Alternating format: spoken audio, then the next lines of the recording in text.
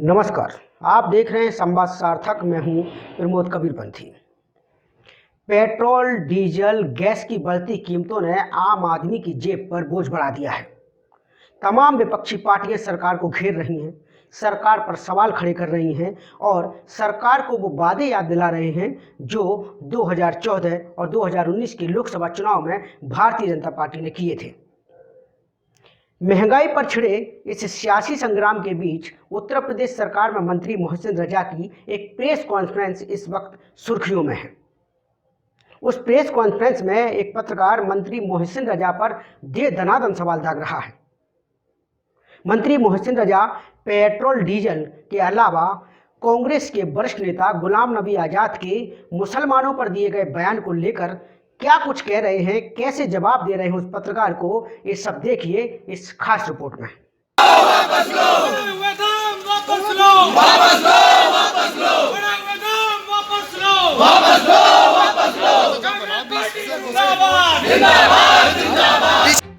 देश में petrol, diesel और गैस के दाम लगातार बढ़ रहे हैं। जनता की जेब पर बोझ बढ़ रहा है। आम आदमी परेशान है। सब्जियों के दाम महंगे हो रहे हैं। ऐसे में विपक्ष के तमाम दल सरकार को घेरने में जुट गए हैं, सरकार पर हमलावर हैं। विपक्ष के सियासी संग्राम के बीच उत्तर प्रदेश सरकार के मंत्री मोहसिन रजा की प्रेस कॉन्फ्रेंस सुर्खियों में है, जिसमें वो पेट्रोल डीजल के दामों को लेकर तो बोल ही रहे हैं, साथ ही कांग्रेस के वरिष्ठ नेता गुलाम नबी आजाद के मुस्लिमों पर दिए बयान पर भी बोल रहे हैं। आपकी पेट्रोल गाड़ी है? मेरी गाड़ी पेट्रोल, मेरे पास पेट्रोल गाड़ी भी है। अच्छा। और मेरे पास में डीजल गाड़ी। आज मार्केट में पेट्रोल की कीमत आज की डेट में कितनी होगी? देखिए, पेट्रोल की जो आपने बात की, आप सवाल जहां पूछना चाहते हैं कि 80 रुपए में 82 रुपए में पेट्रोल कैसे हो गया। आज मुंबई में 100 रुपए में पेट्रोल, 97 रुपीज में। बात देखिए, ऐसा है, आप पेट्रोल की बात कर रहे हैं तो जिस तरह से सारी चीजें इंटरनेशनल लेवल पर, ग्लोबल लेवल पर बढ़ती हैं कीमतें, उसके तहत ये चलती चीजें हैं। लेकिन आप अगर बात करें अपने देश के अंदर, हमने देश में गांव गरीब किसानों को लेकर काम किया है। पेट्रोल और डीजल के दाम जो बढ़ते हैं या इसकी जो नीति है वो अंतर्राष्ट्रीय लेवल पर तय होती है। ये सबको पता है, चाहे उनकी सरकार रही हो चाहे हमारी रही हो। इसको लेकर जो आप प्रश्न उठा रहे हैं, हमेशा कोई चीज की प्रश्न जब उठते हैं उसमें एक पॉजिटिव चीज ढूंढने की प्रयास होना चाहिए। निगेटिव बात तो ये है कि आप इतनी देर से क्यों आ गए, हम बैठे थे बहुत देर। नहीं, बिल्कुल निगेटिव नहीं है। आपका सुन लीजिए, आपके ही घटक दल हैं सुब्रमण्यम स्वामी जी कह रहे हैं कि श्री राम के देश में पेट्रोल सीता जी के नेपाल से और रावण की लंका से ज्यादा महंगा है। देखिए, ऐसा है कि अगर आज आपका देश संपन्न भी हो रहा है, देश तेजी से आगे भी बढ़ रहा है, वहां पर जिस तरह की खपत है, जो भी हमें जरूरत है, उस जरूरत के तहत, क्योंकि ये जो चीजें इंटरनेशनली आपको जिसमें आप शामिल होते हैं, अंतर्राष्ट्रीय लेवल पर जिसकी कीमतें तय होती हैं, उसमें आप और हम कुछ नहीं कर सकते। उसमें हम और आप अपने देश की जनता को कहीं ना कहीं फायदा देने के लिए सब्सिडी लाते हैं, हम अपने टैक्सेस कम करते हैं। जिस तरह से मैंने कहा कि इस बार के जो आप देखें उठाकर बजट को, हमने टैक्स बिल्कुल भी किसी पर कोई भार नहीं डाला गया, पूरे देश में कोई टैक्स नहीं बढ़ाया गया और ना किसी से कोई टैक्स के लेकर बात हुई। पेट्रोल और ये मेरे प्रश्न का जवाब नहीं है। डीजल की कीमतें इंटरनेशनल स्तर पर तय होती हैं। क्या इस बात की जानकारी 2014 में नरेंद्र मोदी को नहीं थी? क्या नरेंद्र मोदी कहते थे कि अगर पाकिस्तान में पेट्रोल 35 रुपए लीटर बिक सकता है तो भारत में पेट्रोल की कीमतें 35 रुपए लीटर क्यों नहीं हो सकती? तो क्या इस चीज की जानकारी उन्हें नहीं थी कि इंटरनेशनल स्तर पर तय होती है कीमतें? जो देश जो 14 में देश आदरणीय मोदी जी को मिला था और आज 6 वर्षों में देश जितने शिखर पर है, क्या ये देश पहले शिखर पर नहीं जा सकता? नहीं, नेपाल में कीमत नेपाल खुद थोड़े तय कर रहा है। सवाल सही है। नेपाल में भी तो इंटरनेशनल स्तर पर ही तय हो रही है। डीजल, रसोई गैस, इन चीजों की कीमतें भी उस स्तर पर पहुंची हैं। जो बात आपने पूछी पेट्रोल और डीजल के दाम को लेकर आप बात जो कर रहे हैं, पेट्रोल, डीजल और रसोई गैस तीनों पेट्रोल उत्पाद। लेकिन आज आप देखें, एक एक घर रसोई पहुंचाने का काम किया किसने? नहीं, आप इससे पहले तो आप कार्ड मिलता था, वो भरा ही नहीं पाएंगे सर, सबसे मांगते थे, वो भरा ही नहीं पाएंगे। चाहिए है इस समय आज घर घर हमारा व्यक्ति खड़ा होकर आपको सिलेंडर पहुंचा इस जाता समय है। रसोई तो गैस, इसलिए आप जिस तरह में जो प्रश्न आप कर रहे हैं, उस प्रश्न का मतलब नहीं है। देश में आपको हम जो 130 करोड़ लोगों के लिए हम काम कर रहे हैं, पेट्रोल और डीजल से ज्यादा हम जरूरी समझते हैं देश के किसान संपन्न हो, देश का हमारा जो छोटा छोटा व्यापारी खुदरा है वो, और हमारी शिक्षा की जो स्तर है वो बढ़ना चाहिए। देश में विकास तेजी से हो रहा है या नहीं हो रहा है, आप बता दीजिए। इस समय रसोई गैस की कीमतें कितनी पता है आपको? सॉरी, रसोई गैस सिलेंडर, एक सिलेंडर कितने का है? ये उतार चढ़ाव इनमें अप्स एंड डाउन्स रहेगा, हमेशा रहा है। इनको लेकर आप कभी ये मत करिए कि हमारी सरकार में बढ़ गया और पिछली सरकार में नहीं था। सब्सिडी लोगों को, ये जो बात आपने लोगों के खाते में सब्सिडी कितनी जा रही है, इसके अलावा आप आइए, इसके अलावा आप आइए, ये वो चीजें हैं जो हमेशा रहेंगी। कोई भी सरकार थी, घटती और बढ़ती नहीं है। हमने इसीलिए देश को आगे बढ़ाने के लिए, देश के लोगों को संपन्न करने के लिए और कामों पर ध्यान दिया। जब सिलेंडर की कीमतें 600 रुपए थी, तब भी लोगों के खाते में सब्सिडी, जिनको मिलती है रेयर लोगों को, उनके खाते में सब्सिडी 49 जाती थी। जब सिलेंडर की कीमतें 650 हुई तब भी 49 जाती है। जब 700 हुई तब भी 49 जाती है। इस समय 749 रुपए है, तब भी सब्सिडी सिर्फ 49 रुपए जाती है। देखिए 2014 में सिलेंडर की कीमतें 420 रुपए थी और आज की डेट में सिलेंडर की कीमतें 700 रुपए हैं। जो लोगों की जेब से जाता है वो 700 रुपए जाता है। यही 750 सब्सिडी मिलती है, जिसको मिलती है। आपने जो प्रश्न उठाया है, हमारा सरकार का ईमानदार प्रयास और मोदी जी का कि हम गांव, गरीब, किसान, नौजवान के लिए काम करने वाली सरकार लेकर आए। डीजल भी गरीब लेता है सर, और इनको डीजल किसान लेता है सर। और किसानों को लेकर जो फायदे, जिस तरह से हम बिजली पर लेकर आए, हमने बिजली पर सब्सिडी दी है, तमाम हमने किसानों को डीजल और पेट्रोल पर सब्सिडी दी है। डीजल की कीमतें ऐसी होती हैं, पेट्रोल की चलिए मान लीजिए ठीक है, बहुत बड़े लोग भराते हैं पेट्रोल। डीजल की कीमतों से तो देश में महंगाई पर अंकुश लगता है, महंगाई में वृद्धि होती है। डीजल की कीमतें आज की डेट में अमेठी में 79 रुपए कुछ पैसे हैं। अमेठी की बात मैं कर रहा हूँ, 79 रुपए कुछ पैसे में अमेठी में डीजल मिल रहा है। ये पूरे, मुझे लगता है आज तक का जो है ऐतिहासिक दिन होगा। कभी आपने जो बात कही, फ्लैक्चुएशन रहेगा, कभी घटेगा कभी बढ़ेगा। और जो बातें सरकार ने जो नीतियां बनाई हैं वो जन कल्याणी है। हमारा बजट जो है, आपका बजट आने के बाद से, आपका बजट आने के बाद उसके अपार्ट एक सवाल उठाया है, आपका बजट आने सवाल का जवाब दे दिया मान्यवर। आपके सवाल जवाब नहीं मिला सर, जवाब नहीं मिला, जवाब नहीं दिया सर। आपकी सरकार का बजट आने के बाद से डीजल पेट्रोल की कीमतों में प्रतिदिन, मैंने कहा ये हमेशा ये फ्लक्चुएशन इसलिए होगा, कम नहीं हो रहा है, ग्लोबली होता है। नहीं, हाँ सर, हाँ बिल्कुल बिल्कुल, मैं ये कह रहा हूँ। तो अगर बजट आ जाएगा 1 घंटे के बाद ऊपर नीचे होता है। नहीं सर, अगर यहाँ पर ग्लोबली होने की वजह से भारत में तेल महंगा है, तो नेपाल खुद तो तय नहीं कर रहा, वहाँ क्यों सस्ता है?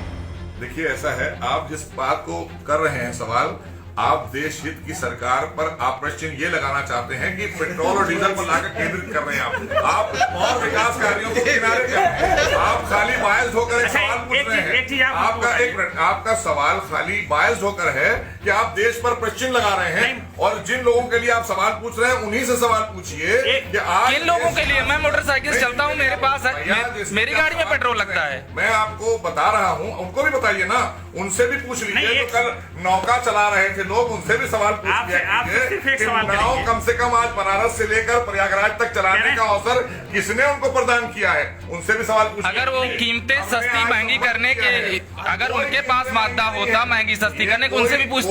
कोई ऐसा है, पेट्रोल हमने भी जब हम छोटे थे तो इसी देश में पेट्रोल 30 रुपए में और हमने 35 रुपए में और 7 रुपए से शुरू किया था हमने। अगर तो ऐसा है, ये जैसे जैसे देश आगे संपन्न होता है ये चीजें बढ़ती हैं, और चीजों पर हम सरकार जो है वो जो ऐसी नीतियां लाती है कि वो चीजें सस्ती हो जाती है। एक अंतिम सवाल, तो हम बैलेंस कर चलते हैं देश हित में। कोई भी योजना लाते हैं देश हित में लाते हैं, इसलिए एक ही प्रश्न पर रुककर खाली इतनी देर बात कर लेना। अगर सर्जिकल स्ट्राइक होती है उस पर भी सवाल पूछ लिए जाते हैं कि इतना साहस कभी सेना में था किसी और सरकार। एक अंतिम सवाल, अगर आप गलत जगह लिंक कर रहे हैं, स्ट्राइक कराने में गलत जगह लिंक कर रहे हैं। हमें अपने लोगों को, अपने जो हमारे सेना के जवान है, सेना है, उसको संपन्न करने के लिए हमें उसके लिए भी धन का व्यवस्था करनी होती है। उसके लिए हथियारों की सुरक्षा, अभी राफेल पे सवाल उठाने वाले लोग, मंत्री जी की बात है ना। मंत्री जी एक सवाल अंतिम हम करना चाहेंगे कि अगर पेट्रोल, डीजल और रसोई गैस की कीमतों में जो मूल्य वृद्धि लगातार हो रही है, उस पर सवाल उठाना गलत है। नहीं, आप सवाल खाइए, मैंने कहा कि इसमें फ्लक्चुएशन आएगा। पहले मेरी बात सुनिए, अगर उस पर सवाल उठाना गलत है, उस पर सवाल उठाने का सवाल, आप बायस्ड कह रहे हैं सवाल पर, पूरी बात तो सुनिए। अगर उस पर सवाल उठाना नकारात्मक विपक्ष का काम है, तो आपकी सरकार के पहले, मतलब केंद्र में जब 2014 से पहले आपकी सरकार नहीं थी, 2014 से आपकी सरकार है, उसके पहले डीजल की कीमतों में 50 पैसे मूल्य वृद्धि होती थी तो आपकी सरकार हंगामा करती थी किसानों की कमर टूट जाएगी। पेट्रोल में मूल्य वृद्धि होती थी तो आपकी सरकार हंगामा करती थी कि लोगों की जो है लोग बर्बाद हो रहे हैं। गैस की कीमतों में 20 रुपए अगर बढ़ा दी जाती थी तो आपकी सरकार कहती थी चूल्हा लेकर के, मिट्टी का चूल्हा लेकर कनॉट प्लेस पर बैठती थी, आपके लोग बैठते थे नेतागण, और वो कहते थे कि लोगों के घर में चूल्हा नहीं जल पाएगा। आज अगर उस 420 रुपए के सिलेंडर की कीमत 750 रुपए हो गई है तो सवाल उठाना गलत हो गया।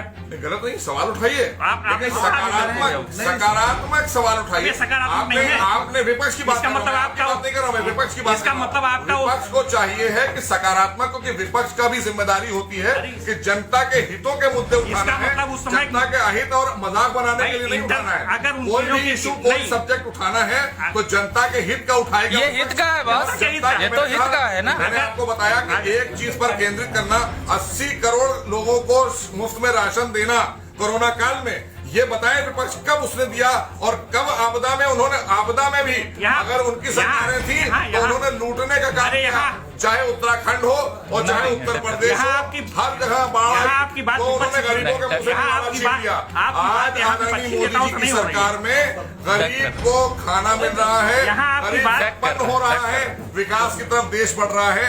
आज आप अच्छी तरह से जानते हैं, मैं ये कह रहा हूं कि आपके पास में कोई भी एक वो नहीं था, तो आपने भी तय किया एक ऐसा वो लाएंगे, ये आप भी जानते हैं। मैं कह रहा हूं कि आपकी बात अच्छी नेताओं से नहीं हो रही है। 5 पैसे 10 पैसे 15 पैसे, अरे मेरी बात भी बढ़ जाता है, यहाँ नहीं देंगे। आज की तारीख में इसकी पॉलिसी बदल चुकी है, पहले और आज में बहुत अंतर है। आज किसी को परेशानी नहीं है, लेकिन विपक्ष के पास कोई मुद्दा नहीं है। यहाँ विपक्ष नहीं बैठा है मंत्री जी, यहाँ मीडिया के लोग बैठे हैं और मीडिया के लोग आपसे सवाल किया, मैंने जवाब दे दिया। विपक्ष से भी पूछिए, मैं कह रहा हूँ विपक्ष से पूछिए कि विपक्ष के पास आज कोई मुद्दा क्यों नहीं है। उनसे क्यों पूछे ये सवाल, उनसे क्यों पूछे? विपक्ष एक इशू ला के दिखा, सवाल आपसे एक इशू, एक लाइन में सर कंक्लूड कर दीजिए कि पेट्रोल की बेतहाशा बढ़ती कीमतों की वजह क्या मानते हैं? एक लाइन में कंक्लूड कर दीजिए। इंटरनेशनल लेवल से बढ़ती हैं इसकी कीमतें, हम नहीं तय करते हैं। भारत सरकार को तय करना हो तो हम कल तय कर देंगे, हम सब्सिडी देते हैं, हम इसमें कमी लाते हैं, हम अपने अपने राज्यों को बोलते हैं, हमारे राज्य अपने हिसाब से उस पर निर्धारित करते हैं, लेकिन ये इंटरनेशनल तय करता है। 2014 के पहले ग्लोबली नहीं थी, ये अंतर्राष्ट्रीय लेवल पर तय होती है कीमतें, उसमें घटता बढ़ता है अंतर्राष्ट्रीय लेवल। तो 2014 के पहले भी स्थिति यही थी। अच्छा, नहीं थी, तब इनके हाथ में था, अब पॉलिसी बदली हुई है, आपने उस पर इंटरनेशनल हाथों में दे दिया। तब में बहुत अंतर है। चलिए, अब ये चाहते तो देश को नहीं लूटते, नहीं, जब आपके हाथ में आया चाहते तो देश को नहीं लूटते, इन्होंने लूटने का काम किया देश को। इसका मतलब जब आपके हाथ में आया कि आप उसकी कीमतों को नियंत्रित कर सकते थे तो आपने उसको ग्लोबली कर दिया। जो हमारे हाथ में है, जो सरकार के हाथ में है, उसमें नियंत्रण किया जा रहा है। जनता, आप देश की जनता का परसेप्शन लीजिए तो समझ में आ जाएगा। सवाल नहीं, देश की जनता ही कह रही है कि आदरणीय मोदी जी के नेतृत्व में हर तरह से हम संतुष्ट हैं और अच्छी सरकार चल रही है। ये बात विपक्ष खूब जानता है, इसलिए विपक्ष अब नाव चला रहा है। हाँ सर, चलिए छोड़िए, एक नया उस पर आप डक कर रहे हैं लगातार। एक क्वेश्चन मैं करूंगा, आपने कहा कि अल्पसंख्यक वर्ग के लोग लगातार डेवलप हो रहे हैं, तरह तरह के उदाहरण दिए कि वहाँ अलीगढ़ में काम कर रहे हैं, वो कारीगरी का, जरीदोजी का काम कर रहे हैं। गुलाम नबी आज़ाद जी की बड़ी प्रशंसा की आखिरी दिन राज्यसभा में मोदी जी ने। गुलाम नबी आज़ाद जी ने कहा कि देश का मुसलमान नवयुवक देश का प्रधानमंत्री बनने का ख्वाब नहीं देख सकता है। कैसे देखते हैं इस स्टेटमेंट को? देखिए, ऐसा है कि अब ये तो गुलाम नबी आजाद जी ही बता पाएंगे आपको। हम यहाँ बैठे हैं आपके सामने, भारतीय जनता पार्टी में मैंने कोई चुनाव नहीं लड़ा था। भारतीय जनता पार्टी और हमारे संगठन ने हमको प्रदेश में मंत्री बनाकर एक जिम्मेदारी दी है और मैं अल्पसंख्यक समाज के लिए काम कर रहा हूँ पिछले 4 वर्षों से, और लगातार बगैर भेदभाव के सरकार चल रही है देश में भी, और बगैर भेदभाव के सरकार चल रही है उत्तर प्रदेश में भी। यहाँ आदरणीय योगी जी मुखिया हैं हमारे, और वहां देश के प्रधानमंत्री मोदी जी मुखिया हैं, और आज यही मोदी जी हैं। आज इससे पहले किसी प्रधानमंत्री को सऊदी अरब ने अपना रत्न नहीं दिया, मोदी जी को सऊदी अरब ने अपना रत्न देकर नवाजा है। इससे साफ हो जाता है कि अल्पसंख्यकों का कहीं उत्थान और अल्पसंख्यक कहीं सुरक्षित है तो भाजपा की सरकार में है, यहाँ दोहन नहीं होता उसका।